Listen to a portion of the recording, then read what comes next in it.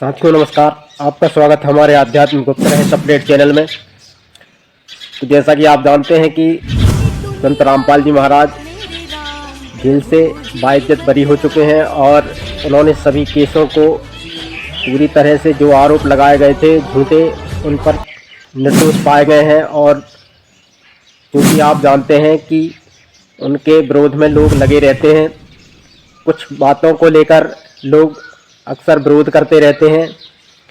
अब पहले कहा करते थे लोग गुरुदेव जी तो जेल में हैं, अब गुरुदेव जी जेल से बाहर आ गए हैं, तो फिर भी लोगों के मन में सवाल रहते हैं, विरोध रहता है, क्योंकि उन्हें तो अपनी परंपरागत चीज़ों से ही लगाव रहता है। तो आपको बता दें कि कुछ चीज़ें ऐसी हैं जिन पर लगातार विरोध रहता है। जो परिजन मर जाते हैं, निधन हो जाता है, उनको बाल नहीं देते हैं, उनकी काज क्रिया ठीक से नहीं करते हैं। तो उनकी जानकारी के लिए बता दें कि हम जो है काज क्रिया के लिए 4 वेद 6 शास्त्र 18 पुराण का अखंड पाठ करवाते हैं, महाज्योति यज्ञ भी करवाते हैं।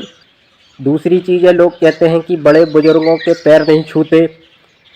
तो आपको जानकारी बता दें कि आप इन बातों को, शास्त्रों की बातों को आप समझते नहीं। विष्णु जी ने कहा है कि ये सब दिखावा है, चरणों में सिर झुकाना, तो इस बात को आप समझते नहीं है। ये पूजा नहीं। दूसरी एक चीज़ है कि सुखदेव मुनि ने कहा है कि ये संसार के सारे रिश्ते नाते जो कि मिथ्या हैं, झूठे हैं, ये सब संस्कारवश हैं, ये ऋण संबंध है। तो उस बात को भी आप नहीं समझते। जैसे कि गीता में कहा है कि ये सारे रिश्ते नाते, ये सारी चीज़ें मिथ्या हैं, ये संसार मिथ्या है। तो उन चीज़ों पे गौर ना करके आप ऊपरी दिखावा करते हैं। तो साथियों, शास्त्रों को गहराई से समझने की ज़रूरत है।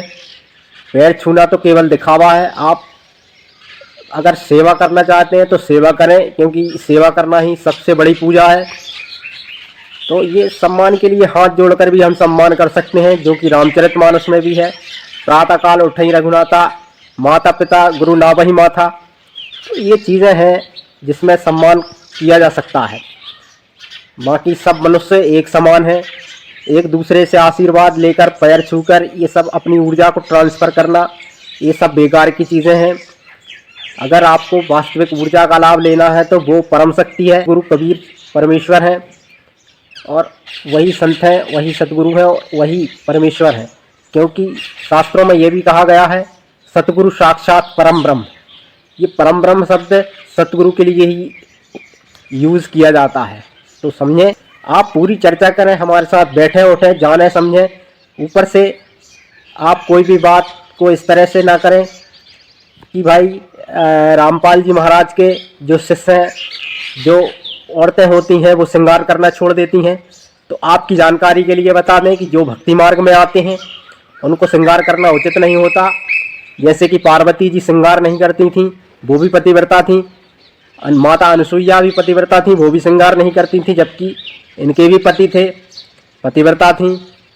तो श्रृंगार करना भक्ति मार्ग में उतना उचित नहीं होता। समझना चाहिए कोई चीज़। श्रृंगार नहीं करते, श्रृंगार नहीं करते, अरे श्रृंगार नहीं करते भक्ति मार्ग में उतना उचित है ही नहीं।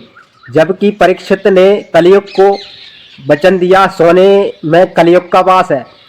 कथाएं आपको याद नहीं रहती और ऊपर से कहते हैं श्रृंगार करना चाहिए। अरे भाई, श्रृंगार थोड़ा बहुत, कोई एक आध बिंदी तिलक सिंदूर एक आध कोई चीज़ लगा लिया। तो जंगल में कौन सी अनुसुईया माता श्रृंगार करती थी। बाकी आप जानना चाहते हैं तो हमारे साथ बैठें उठें, जानकारी लें।